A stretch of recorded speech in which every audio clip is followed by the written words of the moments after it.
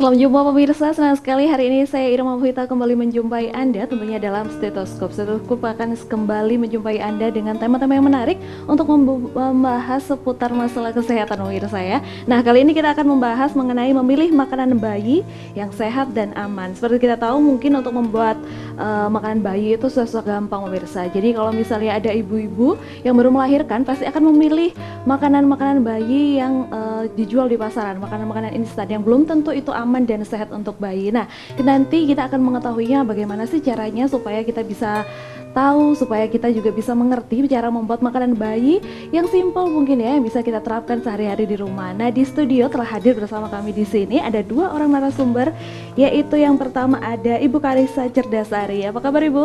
Baik, alhamdulillah. Iya, boleh diceritakan mungkin aktivitas sehari-harinya apa aja ini? Saya di kampus masih sebagai asistensi, kemudian ya masuk ke praktikum dan lain sebagainya. Jadi masih sebatas itu ya. Oke, baik. Dan di sebelah sana pemirsa, nah ini mungkin pastinya Anda sudah tidak asing lagi begitu ya. Sudah sering juga ada di Stetoskop ya Bu ya. Ada Ibu Sutomo Rumteguh atau biasa kita sebutnya dengan Ibu Raris. Apa kabar Ibu? Baik. Masih sibuk untuk workshop-workshop? Alhamdulillah sudah berkurang, masih sibuk penelitian dan dalam bidang pembelajaran. Oke, nah beliau berdua ini adalah ahli gizi dari Poltekkes Kemenkes gitu ya, di Kota Malang sendiri. Nah, kita akan membahas tentang memilih makanan bayi yang sehat dan aman. Nah, sebelum kita jauh melangkah ke makanan bayi, sebenarnya kalau kita ingin tahu bayi itu perlu diberi makanan tambahan sejak kapan? Mungkin bisa dimulai dari Ibu Karis. Ya, kalau kita bicara mengenai makanan tambahan gitu ya Mbak ya. Jadi memang diberikan ketika bayi masuk usia 6 bulan. Jadi 6 bulan lebih ini sudah bisa diberikan makanan tambahan. Jadi jangan terlalu dini karena memang kalau terlalu dini nanti juga pencernaannya belum siap, kemudian refleks menelannya juga belum baik, sehingga akan menimbulkan efek-efek kesehatan mungkin ya. Sehingga memang batas amannya untuk pemberian makanan tambahan adalah usia 6 bulan. Usia 6 bulan. Jadi sebelum itu untuk para bayi memang diharuskan hanya meminum susu saja. ASI saja. ASI sampai saja 6 begitu bulan. ya. Jadi ASI eksklusif tanpa pemberian makanan tambahan yang lain. Bahkan air putih pun juga sebaiknya tidak diberikan kecuali untuk minum obat dan lain sebagainya sampai usia 6 bulan. Oh, seperti itu. Jadi untuk air putih pun itu belum tentu aman untuk bayi begitu. Iya, sebaiknya ASI saja. ASI saja seperti itu. Nah, kalau misalnya dengan susu formula misalnya seperti itu, ketika si anak belum usia 6 bulan, bagaimana itu efeknya ke bayinya? Iya, jadi karena susu formula sendiri penggunaannya kan memang harus cermat Mbak ya. Jadi tidak hanya pemberiannya itu melihat dari higienitasnya, dari alatnya, kemudian tata caranya juga pencampurannya dan lain sebagainya itu harus diperhatikan dengan cermat sekali, sehingga memang bila tidak cermat akan menimbulkan seperti diare, kemudian atau mungkin konstipasi atau sembelit bila memang campurannya berlebihan dan sebagainya. Jadi memang harus diperhatikan. Yang paling aman memang ASI saja. Jadi pemberian susu formula hanya diberikan bagi ibu-ibu yang betul-betul sangat tidak bisa memberikan ASI-nya. Oke, jadi memang untuk keadaan darurat lah istilahnya gitu ya, baru kita memberikan susu formula. Jadi memang yang paling penting adalah ASI. Dari ASI sendiri saja sudah mencakup semuanya ya. Jadi gizinya memang benar-benar terpenuhi dari ASI saja itu pemirsa. Nah, kalau misalnya bayi itu tadi baru 6 bulan diberikan makanan tambahan. Nah, sebelum kita memperkenalkan ke bayi, sebaiknya apa dulu sih yang kita berikan? Apa langsung bubur dengan kita beri langsung bubur yang kita dijual di pasaran begitu langsung kita berikan, atau sebaiknya kita kasih apa dulu begitu Bu buat melatih dia sendiri untuk cara menelan? Silakan Ibu Doris. Ya. Baik, tadi sudah disampaikan oleh Mbak Karissa kalau bayi itu 0 sampai 6 bulan hanya diberikan ASI saja. Atau kalau ibunya memang tidak mampu memberikan ASI, diberikan pengganti air susu ibu yang disebut susu formula tadi. Kemudian bagaimana menyiapkan bayi ini supaya siap makan, karena di usia 6 bulan ke atas bayi sudah mampu mendapatkan makanan yang disebut makanan pendamping ASI, karena memang makanan utama sampai usia 2 tahun itu hanya ASI. Tentu saja tidak serta-merta karena semuanya membutuhkan satu proses adaptasi, maka pada saat menjelang anak itu mendapatkan makanan pendamping ASI, mulai dikenalkan dengan bubur bayi. Tentu saja lebih encer dari bubur bayi yang sebenarnya yang harusnya diberikan konsistensinya, teksturnya. Jadi diberikan dalam 1 sendok supaya dia melatih lidahnya untuk bisa menelan. Jadi koordinasi antara lidah, kemudian mengunyah gitu ya, walaupun belum tumbuh giginya, mungkin tumbuh gigi itu hanya 2 begitu. Jadi melatihnya demikian sampai akhirnya anak bisa menelan dengan baik ya. Karena biasanya pada saat diberikan pertama kali makanan masih udah keluar karena dia belajar menelan, kemudian belajar mengunyahnya seperti itu. Jadi perlahan diberikan 1-2 sendok makan dahulu pada saat awal 6 bulan, nanti supaya pada saat akhir usia 6 bulan mau masuk ke 7 bulan anak itu sudah bisa betul-betul mengkonsumsi bubur bayi tersebut. Oke, itu tadi untuk awalan perkenalan encer dahulu dan cukup 1-2 sendok saja. Nah, untuk porsinya dalam 1 hari berapa kali kalau untuk perkenalan itu, Bu? Porsi namanya mengenalkan bisa sehari sampai 3 sendok makan, artinya sekali diberi anaknya sudah bisa, kemudian dicoba lagi. Nah kalau untuk masuk pada makanan pendamping yang memang usianya 6 bulan ke atas, sehari biasanya anak itu kan pagi bangun minum air susu ibu dulu ASI, kemudian 2 jam kemudian diberikan bubur susu. Kemudian setelah itu dia mendapatkan 2 jam kemudian mendapatkan buah, 2 jam kemudian mendapatkan ASI lagi. Jadi paling tidak sehari usia 6 bulan ke atas bisa mendapatkan 3 kali bubur. Oke, 3 kali sudah boleh begitu ya, ketika kemudian di umurnya sudah 6 buahnya 2 kali, lainnya minum ASI. Seperti itu. Buah. Kira-kira buah apa, Bu, kalau untuk yang awal-awal? Oke, tentu kalau untuk awal usia 6 bulan ke atas seperti jeruk manis. Jeruk manis sudah boleh? Bisa. Jadi diambil sarinya, airnya saja tanpa ada bulir-bulirnya air, kemudian pisang, kemudian pepaya, kemudian tomat, itu sudah bisa diberikan. Untuk pepaya dan tomat mungkin dihancurkan? Dihancurkan kemudian disaring.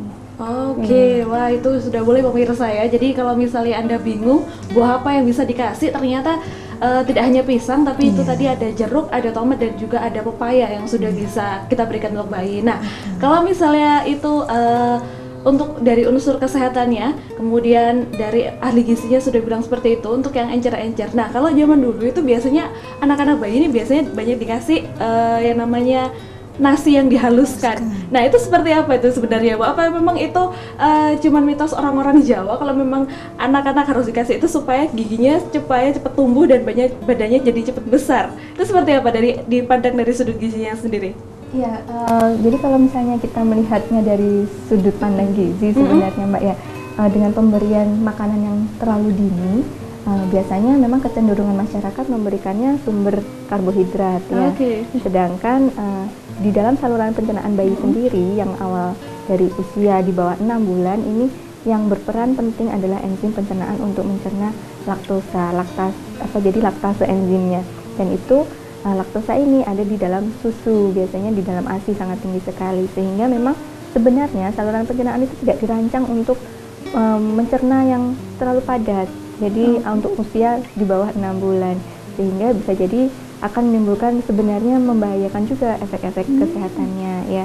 Mungkin tetapi memang banyak juga masyarakat yang nyatanya tidak apa-apa kok. Iya, betul. Nah itulah mungkin tugas kami, mungkin begitu Ibu Rarika. Jadi untuk meluruskan bahwa memang usia di bawah 6 bulan hanya ASI saja sudah dapat memenuhi sekali kecukupan atau kebutuhan dari zat-zat gizi yang diperlukan bayi itu. Oke, jadi untuk zat itu tadi laktosa ya, Bu ya? Iya. Untuk zat laktosa baru bisa diberikan. Jadi belum untuk karbohidrat begitu pemirsa. Jadi mungkin perlu diluruskan memang seperti itu ya. Karena karbohidrat kompleks ya. Jadi yang nasi gitu ya. Saya tambahkan Iya. Karena kan kalau nasi dengan pisang karbohidrat kompleks, artinya dia lebih membutuhkan waktu untuk mencerna dan porsinya pasti besar. Sementara bayi itu membutuhkan paling tidak kapasitas lambung itu 30 mili pada saat dia mengkonsumsi. Kalau ASI itu kan porsinya kecil tapi kepadatan energinya tinggi. Sementara kalau nasi pisang itu kan hanya mengenyangkan, tetapi tidak memiliki kepadatan energi yang cukup tinggi untuk memenuhi kebutuhan. Jadi memang kenyang tapi tidak kandungan gizinya tidak seimbang untuk kepentingan usia 0 sampai 6 bulan tadi. Oke, jadi memang efeknya cuma mengenyangkan. Memang ya? Seringkali mengatakan, loh kalau diberi nasi pisang tenang, anaknya diam, tidur. Iya, karena kenyang, penuh di lambungnya gitu. Sebenarnya kasihan juga kalau begitu. Betul. Ya, untuk bayi ini sebenarnya. Jadi asupan ASI-nya lebih sedikit karena dia masih kenyang, tersimpan lama di lambung, belum turun kan. Jadi dia tidak akan minum ASI, masih kekenyangan dengan itu, tapi tidak imbang kebutuhan. Bayinya kenyang, ibunya yang tenang begitu ya, karena bayinya tidur kan pemirsa. Nah itu tadi pemirsa, kalau kita bisa sedikit di awal ini kita bisa tahu begitu mana sih makanan yang sebaiknya kita berikan dan mana yang tidak. Nah kita masih akan melanjutkan perbincangan ini namun sesaat lagi setelah pariwara yang melewat berikut ini.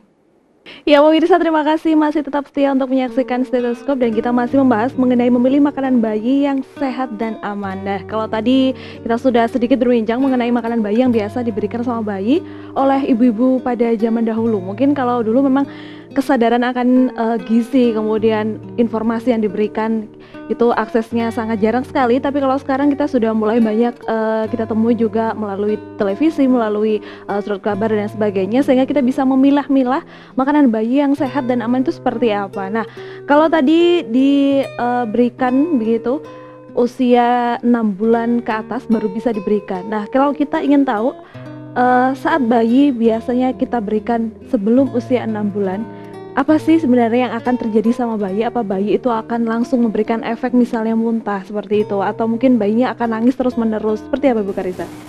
Bisa jadi kalau misalnya muntah mungkin karena daya terimanya juga belum baik gitu ya. Jadi ketika masuk mungkin ada refleks penolakan terhadap makanan. Bisa jadi sampai muntah. Atau bisa jadi juga tidak apa-apa, tidak dirasakan, tetapi mungkin efek jangka panjangnya. Jadi awalnya tidak merasa karena ibu juga merasanya kayaknya anteng, kayak kenyang, jadi tidak diperlukan lagi makanan tambahan. Nah, tetapi nanti bisa jadi juga di ususnya terjadi gangguan, bisa jadi sumbatan dan lain sebagainya yang sangat berbahaya. Nah, kalau sudah terjadi sumbatan tentu saja nanti akan sangat berbahaya, bisa menjadi kematian pun juga bisa. Kalau sampai terjadi sumbatan, iya. Nah itu kira-kira kalau misalnya ini, apa bisa dilihat ketika si bayi diberikan makanan sebelum usia 6 bulan, apa ketika terjadi sumbatan ibu itu bisa langsung tahu atau perlu periksa dulu nih kira-kira? Kayaknya kadang belum bisa juga ya langsung tahu seperti itu.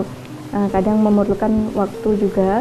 Jadi kalau misalnya perut merasa keras, kemudian bisa jadi diawali dengan sembelit, tidak bisa BAB begitu Ibu ya, sehingga awal mungkin iya, sering menangis, iya, terus seperti apa ya istilahnya kram di perutnya membesar, tidak BAB karena konstipasi tadi ya mungkin karena itu.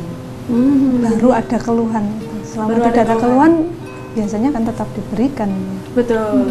Nah itu berarti kalau misalnya tidak ada keluhan berarti sudah tidak apa-apa begitu Bu? Apa bisa diberikan secara terus-menerus begitu? Kadang kan ada ibu memang tidak mengerti begitu ya?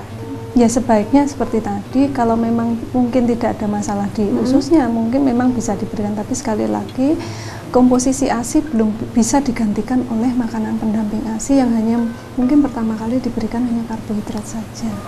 Sedangkan ASI kan yaitu tadi porsinya kecil tapi lengkap semuanya. Betul. Tidak perlu beli lagi ya Ibu. Tidak perlu beli. Jadi memang sudah komposisinya memang sesuai dengan kebutuhan anak manusia. Jadi DHA-nya cukup tinggi sehingga karena memang otak pertama kali memang manusia itu diciptakan untuk berpikir. Jadi rupanya oleh Allah itu disiapkan melalui ASI ini tadi yang namanya asam lemak esensial yang DHA ini tadi yang memang untuk pertumbuhan dan perkembangan otak. Luar biasa sekali memang dari ASI itu tadi. Betul. Ya bisa memenuhi kecukupan gizi sampai dia 2 tahun. 2 tahun. 2 tahun betul. Kita didampingi sama ASI terus. Otak pertama kali diselesaikan oleh dalam perkembangan organ itu 80% terselesaikan sampai usia 2 tahun. Sampai usia 2 Makanya tahun. disebut usia emas. Oke, jadi sayang sekali ya kalau misalnya ada ibu-ibu yang tidak mau menyusui begitu, apalagi karena takut misalnya tubuhnya jadi melar dan sebagainya. Waduh, itu sangat menyayangkan sekali karena nanti generasi mudanya akan jadi seperti apa, Bu ya, kalau ibunya saja tidak mau menyusui seperti Jadi itu. harus tidak takut untuk gemuk. Karena Oke. memang menyusui harus gemuk. Ya, Iya. nanti akan pulih dengan sendirinya. Seperti Bu Karisa ini. Bu Karisa ini dulu waktu hamil begitu melahirkan cepat sekali pulih seperti gadis lagi. Betul sekali karena Kalau kita dengan mau menyusui. pulih ya, Iya.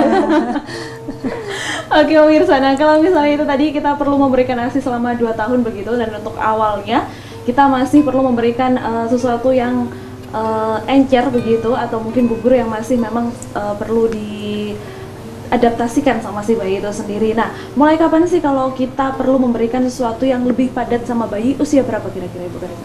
Ya, jadi kalau tadi usia 6 akhir itu sudah mulai diberikan sesuai dengan porsi yang ada di kemasan kalau kita membeli produk dari pabrik, atau kalau kita membuat sendiri pun bisa. Nah, ini mulai usia 7 bulan ini sudah mulai diberikan makanan yang lembik. Jadi seperti tim saring ya, tim tetapi tetap disaring. Jadi menggunakan saringan kawat kah atau di blender kah itu bisa. Jadi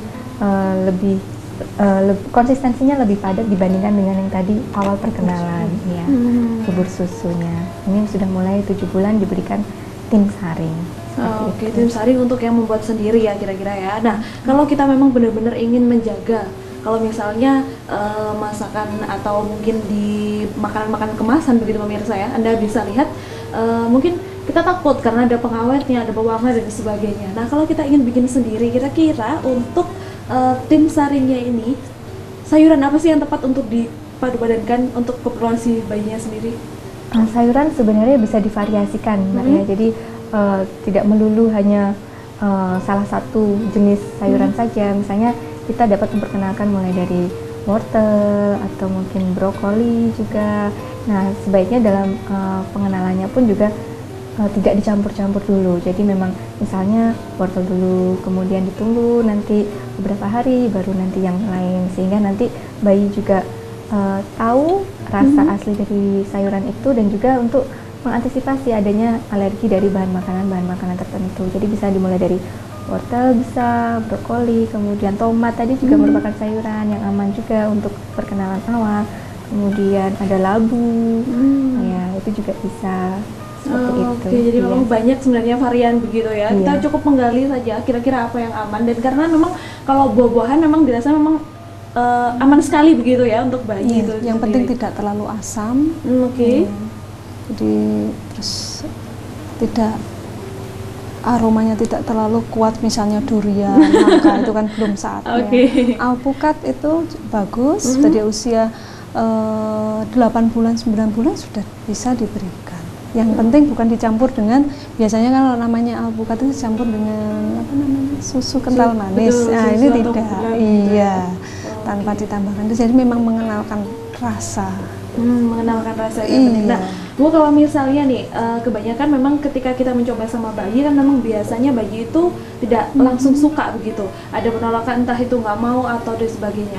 Kalau misalnya si ibu ini perlu berapa kali memberikan sih sebelum kita menjudge langsung, oh ternyata bayi saya itu nggak suka, padahal baru diberi 1 kali begitu. Itu perlu kita ulang sampai berapa kali kira-kira? Kalau sampai berapa kalinya mungkin relatif ya, karena memang anak itu masing-masing unik ya. Jadi pada saat dia pertama kali kita mengenalkan rasa itu hanya dari ASI, mengenal rasa. Kemudian dia mengenal, kita mulai memberikan makanan pendamping ASI itu memang untuk mengenalkan beragam makanan. Nah, jadi kalau Mbak Irma bertanya berapa kali, mungkin relatif ya, tergantung reaksi anak. Jadi kemampuan anak, misalnya dicoba kok masih belum bisa menelan, misalnya di usia 8 bulan sudah mendapatkan tim saring 2 kali misalnya, dan ternyata belum bisa, ya jangan dipaksakan. Karena setiap anak kemampuannya memang berbeda-beda dalam menerima tekstur makanan maupun rasa makanan. Yang penting semua dikenalkan dengan catatan tahu untuk melihat reaksi alerginya. Kalau memang alergi ya memang harus hati-hati. Ya, biasanya sumber protein, entah itu telur, ikan, daging, itu mungkin akan menimbulkan reaksi alergi, atau kacang-kacangan mungkin, atau justru buah. Jadi memang kalau orang tua ini ada riwayat alergi, memang harus lebih berhati-hati pada anak, karena tidak semua bahan makanan mungkin bisa aman diterima oleh anak.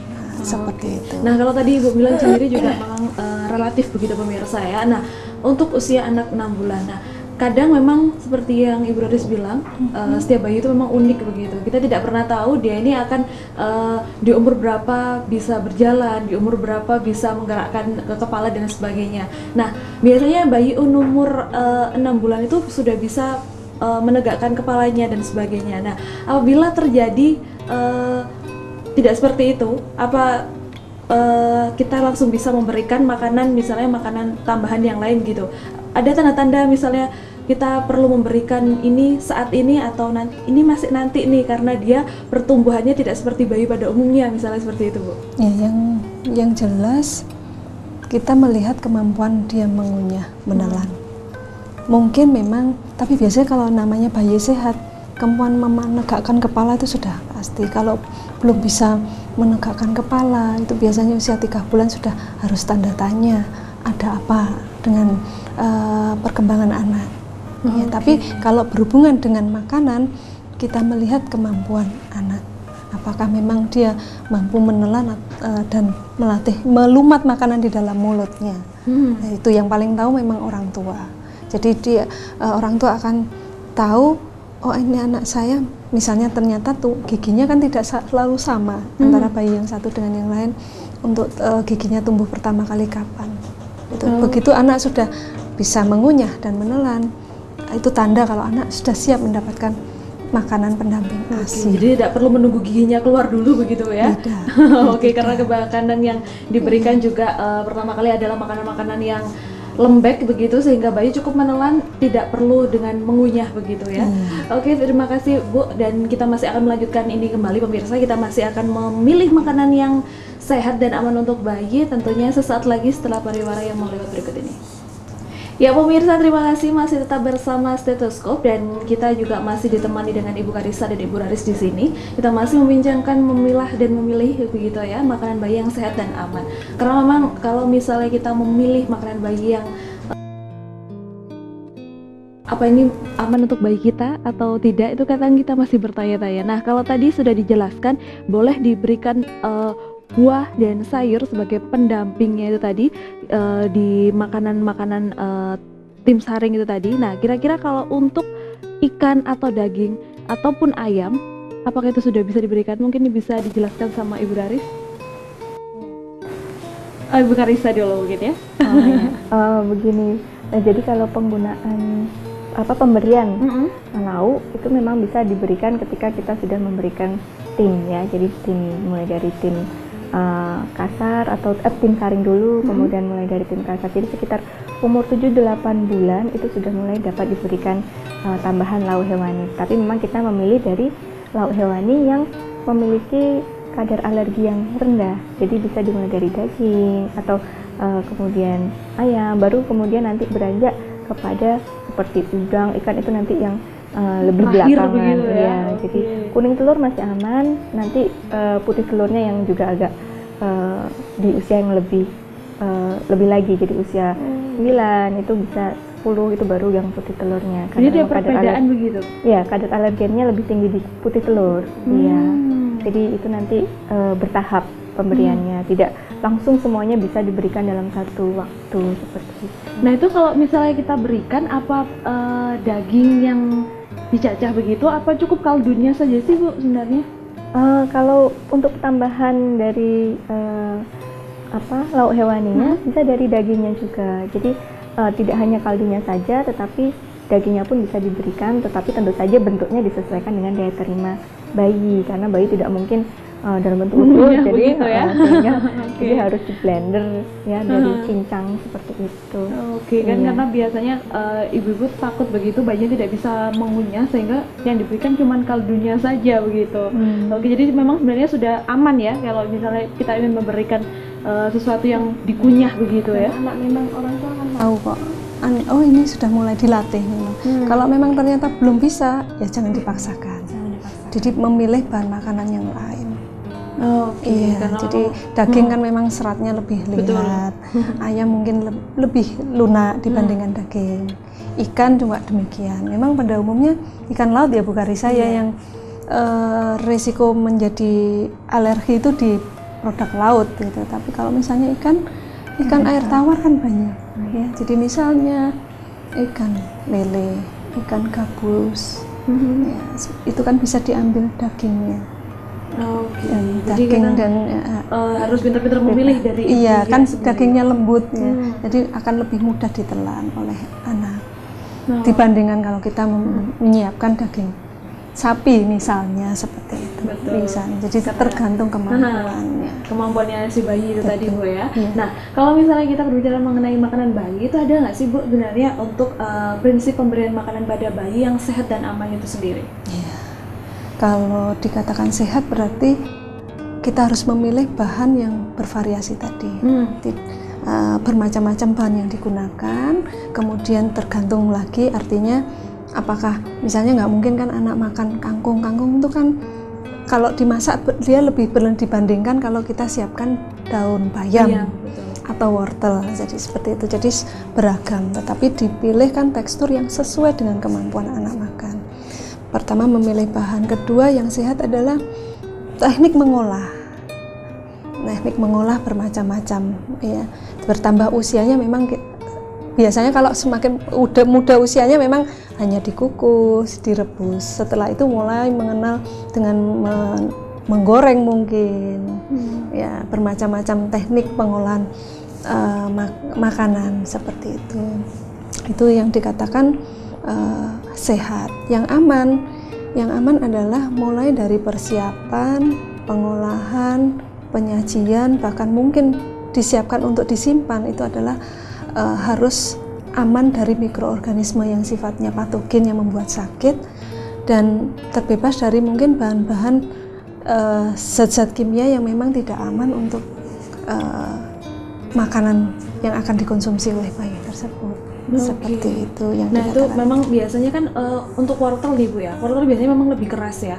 Ketika kita berikan sama bayi itu apakah memang harus misalnya setelah direbus dan sebagainya untuk mengunyahnya itu tadi apa benar-benar harus lunak seperti itu?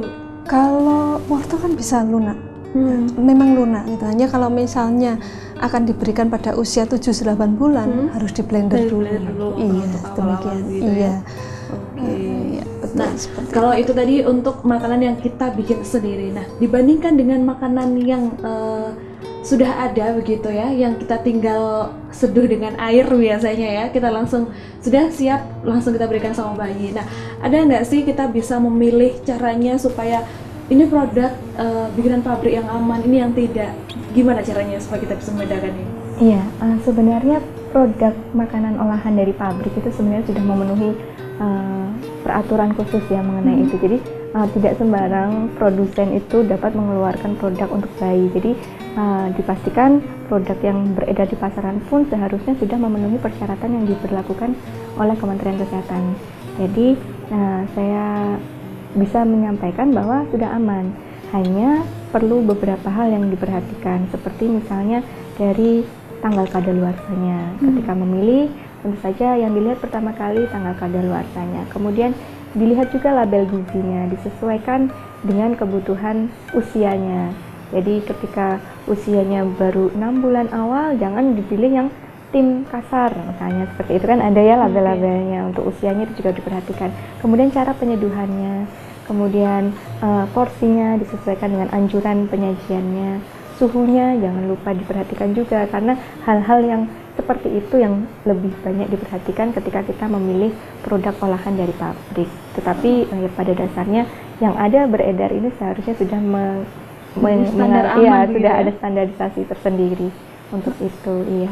Oke, nah biasanya kalau memang kita untuk suhu itu tadi Bu ya, biasanya kan memang si ibu akan mencoba terlebih dahulu ini terlalu panas atau tidak. Nah, untuk yang aman sebaiknya ketika kita mulai menyeduh misalnya bubur, itu memang apakah harus dengan air matang biasa saja atau air mendidih yang langsung kita campurkan gitu? Karena kalau misalnya pakai air mendidih memang akan lebih cepat larut biasanya seperti itu. Iya, dengan suhu yang cukup ya, jadi sekitar mungkin 80, tidak yang langsung Panas gitu ya. panas gitu. Tetapi memang kita mendidihkan dulu, kemudian menurunkannya sedikit. Jadi bisa sampai 80 atau 60 untuk mencampurkannya dengan bubur tersebut. Ketika kita berikan lagi tentu saja ditunggu dulu supaya bisa sesuai dengan lidah bayi. Jadi tidak yang langsung dari mendidih kompor, tetapi memang harus ditunggu dulu. Begitu juga ketika kita menyajikan susu formula, tidak boleh juga dengan air yang panas mendidih karena justru malah akan merusak kandungan zat-zat gizi yang ada di dalam susu formula maupun produk olahan bayi tadi. Oke, karena memang seperti itu ya, untuk air mendidih akan merusak kandungan gizinya itu sendiri. Jadi memang harus kita turunkan begitu Bu ya. Atau mungkin bisa dengan ibu-ibu biasanya ditaruh di dalam termos sehingga itu akan menurun untuk suhunya itu ya Bu ya. Jadi baru diberikan sama si bayi. Nah, kalau misalnya kita akan berikan sama si bayi, biasanya kita akan mencicipi terlebih dahulu supaya kita tahu kadar suhunya seperti apa, seperti itu. Jadi kalau misalnya yang aman adalah biasanya memang si ibu akan lebih tahu ya apa yang diperlukan sama bayi itu tadi. Nah, kalau misalnya kita dari usia semakin beranjak begitu Bu, apakah mulai dari kita pemberian pertama, kalau tadi sudah bisa diberikan 3 kali dalam satu hari, apakah nanti sampai dia misalnya umur 8 bulan sampai di umur 10 bulan begitu, apa itu bisa kita berikan lebih atau tetap seperti itu dengan jam yang sama? Biasanya kan ada kita tahu ya begitu saat kita memberikan sama bayi, misalnya jam 9, jam 12, jam 3 sore misalnya seperti itu. Apa itu jamnya ketika bisa kita rubah atau harus tetap seperti itu sampai di umur 1 tahun misalnya? Jadi begini, pemberiannya kan 2-3 jam. 2-3 jam dalam satu hari. Iya, yang jelas jangan membuat kebiasaan makan yang tidak sesuai dengan lazimnya yang kita. Jadi makan pagi jam berapa, yaitu waktunya makan pagi. Iya, jadi jamnya sesuai. Jangan sampai anak itu dilatih makan tapi tidak sesuai jamnya normal kita, begitu. Iya, jadi dalam lazimnya kita kan pagi kita makan, gitu ya. Kemudian sekitar 2 jam atau 3 jam sudah ada snack. Nah, bisa pada usia yang di atas 10 bulan tuh sudah bisa mendapatkan finger food, jadi makanan yang dipegang oleh anak, kemudian dia makan tetapi tetap kita awasi. Atau anak belajar makan sendiri. Oh, sudah bisa? Bisa, kalau memang usia 11 bulan sudah belajar sendiri, cuman ya berantakan gitu. Biasanya anak akan lebih senang makan seperti itu. Cuman resikonya yaitu orang tua harus tetap mengawasi, mungkin porsinya tidak akan sesuai gitu, tapi orang tua harus menambahkan, kan tercecer kemana-mana, berantakan tercecer kemana-mana. Ya, seperti itu. Untuk snacknya sendiri kira-kira apa Bu? Snack, snack bisa dibuatkan puding labu kuning. Iya kan, itu kan sumberannya. Jadi seperti buat kue lumpur tuh Mbak, tapi bahannya labu kuning. Karena kepadatan energinya lebih kandungan beta karotinnya ya Mbak. Ya, warna kuning itu. Kemudian nugget misalnya. Iya. Nugget tapi tidak membeli ya. Karena kan kita bikin sendiri tadi ya. Karena membuat sendiri itu lebih aman, tidak ada bahan tambahan makanan yang lain yang kita melatih anak-anak ini, bayi ini mengenal makanan sealamiah mungkin.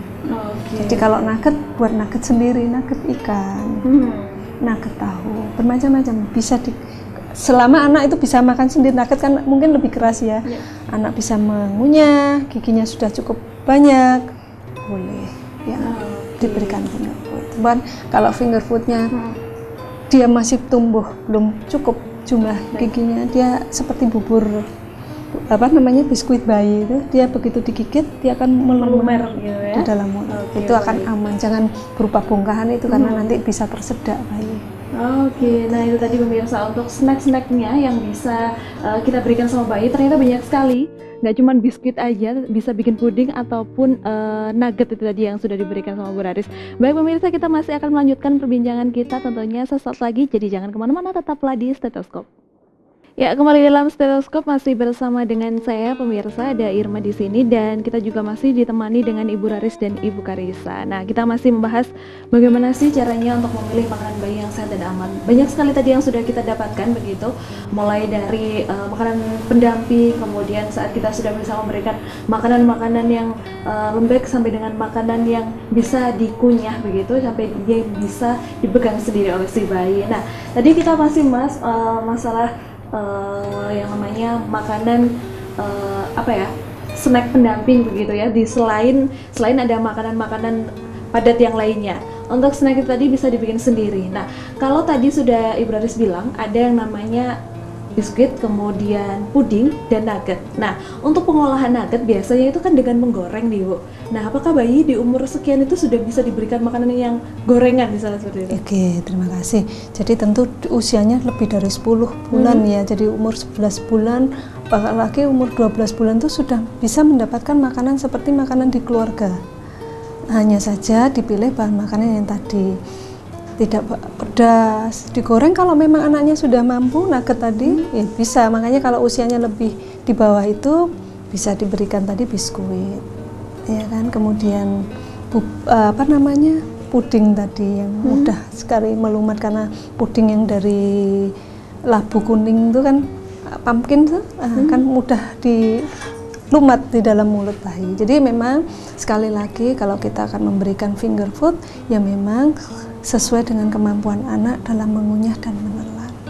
Oke, kembali lagi disesuaikan. Iya. Ya. Tapi betul. Untuk umur 11 itu tadi sudah bisa diberikan makanan yang sesuai dengan masakan keluarga. Umur 12 bulan. 12 bulan. Iya. Nah, biasanya untuk masakan keluarga kalau ibu masak di rumah pasti kan itu enak sekali karena kadang ada tambahan-tambahan dan sebagainya. Apa itu aman buat bayi? Misalnya untuk tambahan MSG misalnya seperti itu.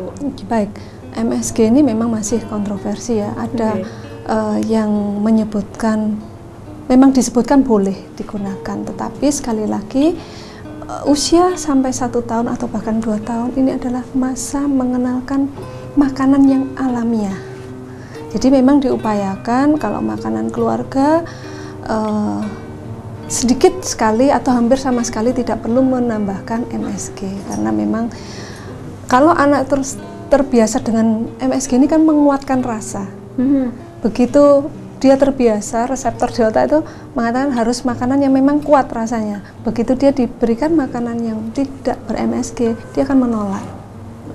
Seperti itu. Itu memang sebenarnya kebiasaan begitu kalau begitu ya? Iya, karena memang ditambahkan itu. Jadi disarankan memang tidak. Kenapa? Pada usia ini anak memang belajar untuk mengenal makanan-makanan secara alamiah. Jadi misalnya mengenal rasa manis dari apa pisang, dia tahu oh ini ya rasa pisang, seperti itu. Jadi bukan diberi bubur rasa pisang. Iya, betul-betul. Boleh kan menyampurkan bubur dengan sedikit pisang. Iya, pisang boleh kan gitu. Tapi bukan rasa pisang, tapi memang pisang beneran. Karena itu memang lebih aman ya. Betul. Nah, kalau misalnya kita memang berbicara mengenai makanan yang kita bikin sendiri sama makanan yang dijual di pasaran, apakah kita memang sudah tahu ya kalau misalnya makanan yang di produk bayi, kalau tadi Ibu bilang memang kalau nggak aman nggak bakal dikeluarkan begitu kira-kira. Nah, itu apakah memang sudah ada jaminan kalau di situ tuh memang nggak ada MSG-nya begitu, Bu? Iya, jadi kalau seharusnya memang tidak ada. Kalau pabrik mungkin aman makanan bayi. Yang tidak aman itu adalah setelah usia di atas 1 tahun anak dikenalkan makanan-makanan yang kita tidak tahu proses produksinya, kualitas bahan yang digunakan. Kan memang sudah muncul ya di televisi misalnya membuat nugget dari bahan daging ikan yang sudah membusuk karena bisa terjangkau murah. Akibatnya kita banyak produsen yang banyak menggunakan MSG untuk membuang aroma busuk tadi. Akhirnya kan tidak alamiah seperti itu. Itu yang tidak aman. Tapi kalau makanan pabrikan pasti harus mengikuti kaidah-kaidah yang sudah dikeluarkan Kementerian Kesehatan. Itu harus. Jadi memang lebih aman kalau kita misalnya membeli yang memang sudah bermerek lah istilahnya begitu ya, sudah ada labelnya begitu. Bermerek saja artinya dalam tanda kutip ya, bermerek, tapi memang kalau selama itu makanan untuk bayi pasti sudah mengikuti peraturan perundangan yang ada. Tapi yang khawatir itu adalah yang home industry yang kita belum tahu, yang komposisi yang benar, aturan-aturan itu mungkin belum betul-betul diikuti. Betul sekali, karena memang kalau misalnya kita lihat begitu, makanan nugget ataupun puding buat bayi itu banyak sekali sekarang ini dibikin dengan aneka bentuk yang macam-macam begitu pemirsa ya. Kemudian yang warnanya memang sangat menarik sekali, sehingga bayi juga kepengen jadinya makan itu, padahal itu memang belum tentu aman jika itu memang buatan home industry yang belum ada labelnya aman begitu ya, istilahnya dari Kementerian Kesehatan sendiri. Nah, kalau dari Bu Karissa ada nggak sih tips untuk memilih bahan begitu, bahan makanan sehingga bahan itu tadi bisa kita gunakan untuk kita campurkan ke makanan bayi sendiri? Iya, terima kasih. Jadi mungkin beberapa tips ya dalam memilih bahan makanan bisa dari bahan makanan pokok pertama ya. Jadi kalau bahan makanan pokok ada beras, itu kita bisa memilihnya dari bulirnya, itu tentu saja yang tidak banyak yang pecah ya, jadi yang utuh, kemudian tidak kuning atau bau apek ya, itu dari segi beras, tidak berkutu mungkin ya kalau terlalu lama penyimpanan. Nah, kemudian juga jangan yang terlalu putih sekali karena mungkin malah ada pemutihnya atau polesannya juga terlalu ini ya, jadi kandungan gizinya juga akan semakin berkurang. Kemudian kalau dari bahan makanan pokok yang lain, dari kentang misalnya, juga dipilih yang belum bermata atau sudah bertunas itu ya, itu sebaiknya jangan dipilih. Jadi yang masih mulus mungkin ya, masih muda, jadi belum ada tunasnya. Kemudian kalau dari roti bisa jadi kita pilihnya yang kemasan sehingga jelas produksinya, tanggal kadaluarsanya, itu bisa kita pilih seperti itu. Itu dari segi bahan makanan pokok ya. Iya. Kalau untuk yang hewani atau nabati seperti apa? Iya, jadi kalau untuk hewani, misalnya dari ikan atau daging, itu tentu saja kita pilihnya dari yang segar ditunjukkan dengan warna yang merah, segar. Misal kalau untuk ikan juga merah, matanya tapi jangan merah juga ya. Kalau mata mungkin bercahaya ya, cerah, cembung, jernih ya. Kemudian kalau kita tekan, itu juga sebaiknya kembali dengan cepat, jadi masih kenyal untuk ikan dan juga untuk daging.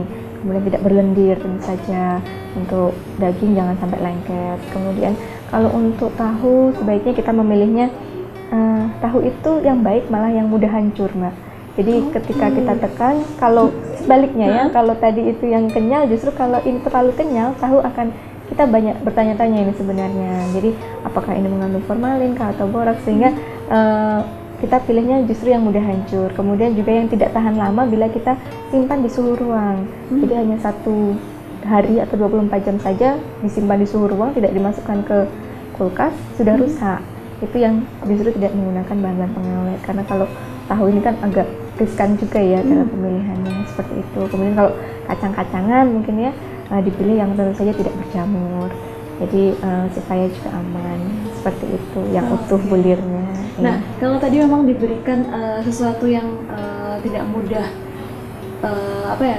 supaya kita tahu itu tidak banyak bahan pengawetnya, ditaruh di suhu ruang, kemudian tidak perlu ditaruh di kulkas, sudah basi misalnya seperti itu berarti aman misalnya seperti itu. Nah, bagaimana kalau kita misalnya bikin sesuatu, misalnya katakanlah kita bikin nugget nih Bu, kita bikin nugget, kemudian itu kan harus disimpan di lemari apabila tidak habis begitu. Nah, apakah kalau makanan sudah ditaruh di dalam lemari es, kemudian kita berikan sama si bayi, apakah kandungannya itu akan tetap sama dan tetap aman untuk kita berikan lagi keesokan harinya misalnya seperti itu? Kalau dia disimpan untuk esoknya, besok, sekarang membuat untuk besok, dari dalam jumlah terbatas besok, tidak perlu di freezer, dibekukan. Jadi cukup ke refrigeratornya, jadi pendinginnya. Tapi kalau kita ada kan ibu-ibu yang membuat untuk 1 minggu misalnya, itu harus disimpan di kalau misalnya ini produk hewani ya, artinya sumber protein, kita simpan di pembekunya, freezernya. Tetapi cara menyimpannya pun harus sesuai dengan porsi yang dibutuhkan. Jadi jangan disimpan utuh misalnya seperti itu, karena proses freezer itu kan kita akan towing itu melelehkan, kayak yang beku itu dilelehkan. Nah itu begitu dilelehkan harusnya diolah semua, tapi kalau kita ingin mengambil beberapa bagian saja, kita simpan sudah dalam bentuk bagian-bagian kecil di wadah yang tertutup. Supaya oh saya butuh besok, sekarang kita ambil, kita towing, kita lelehkan, kita langsung olah. Ada kalanya kan masih dalam utuh, ya, tidak dipotong-potong, di towing semuanya, saya ambil sedikit, sisanya masuk freezer lagi, itu tidak boleh. Karena ada risiko untuk dia mikroorganismenya sudah tumbuh, ya, bertambah banyak, simpan lagi, besok dikeluarkan lagi, towing lagi, proses pelelehan, dipotong sebagian, simpan lagi, itu justru tidak aman. Keracunan bisa terjadi karena ada mikroorganisme yang jumlahnya makin banyak. Jadi baiknya disimpan sesuai dengan kebutuhan. Oh, yang butuh ini diambil dulu, yang dibuat lebih dahulu dikeluarkan dahulu. First in vivo, first in, first out. Mana yang dibuat dulu, itulah yang akan digunakan. Gitu, seperti itu. Jadi yang sesuatu yang aman belum tentu dari bahannya itu tadi, belum tentu juga misalnya dari mana proses kita penyimpanan, proses pembuatan, ternyata proses penyimpanan juga perlu diperhatikan begitu ya. Wow, jadi banyak sekali pemirsa yang kita bisa dapatkan di hari ini untuk memilih makanan bayi yang sehat dan yang aman. Nah, sebelum kita menutup perjumpaan kita untuk malam hari ini, ada pesan-pesan dan tips mungkin yang bisa diberikan oleh Ibu Raris mungkin untuk pemirsa yang ada di rumah. Silakan Ibu. Baik, terima kasih. Jadi tips yang baik untuk memilih makanan yang sehat dan aman, pertama pilihlah bahan makanan sealamiah mungkin. Jadi tidak ada pengawet dan lain-lain. Jadi alami, kemudian bervariasi penggunaannya, beragam, ya. Kemudian teknik mengolahnya pun demikian dengan catatan sesuai dengan usia dan kemampuan bayi menerima makanan tersebut, karena tentu bayi yang satu dan yang lainnya tidak sama. Tipsnya aman, mulai mengolah, menyiapkan, mengolah, kemudian menyajikan sampai dia katakanlah akan disimpan, itu harus betul-betul aman dari mikroorganisme yang sifatnya patogen dan aman dari bahan-bahan kimia. Misalnya kita upayakan misalnya menyajikan di alat makan yang aman. Kadang plastik kan ada warnanya, itu belum tentu memang aman untuk memang digunakan sebagai alat makan untuk tempat makan untuk bayi. Seperti itu misalnya. Bu Raris mungkin Bu Karis ada yang ingin ditambahkan? Iya, seperti tadi mungkin yang sudah Ibu Raris sampaikan, jadi pemilihannya dari mulai bahannya, kemudian sampai ke alat sajinya juga perlu diperhatikan, bahannya juga ya, jadi bahan pembuatan, bahan alat sajinya juga perlu diperhatikan, seperti misalnya melamin, tidak cocok juga kalau yang di pasaran misalnya melaminnya juga tidak tahu kualitasnya seperti apa, jangan digunakan dengan suhu yang tinggi makanannya ya, jadi makanan panas ditaruh di situ itu sebaiknya tidak digunakan. Jadi sebaiknya malah menggunakan bahan-bahan yang kaca, itu malah justru lebih aman dibandingkan dengan yang plastik maupun melamin yang kita tidak tahu kualitasnya. Seperti itu ya. Baik, terima kasih atas kehadirannya buat Ibu Raris dan Ibu Karissa di sini. Dan pemirsa, tidak terasa 1 jam sudah kebersamaan kita di dalam Stetoskop untuk hari ini. Mewakili kerabat kerja yang bertugas, saya Irma Vita pamit dari hadapan Anda. Terima kasih atas kebersamaannya dan sampai jumpa.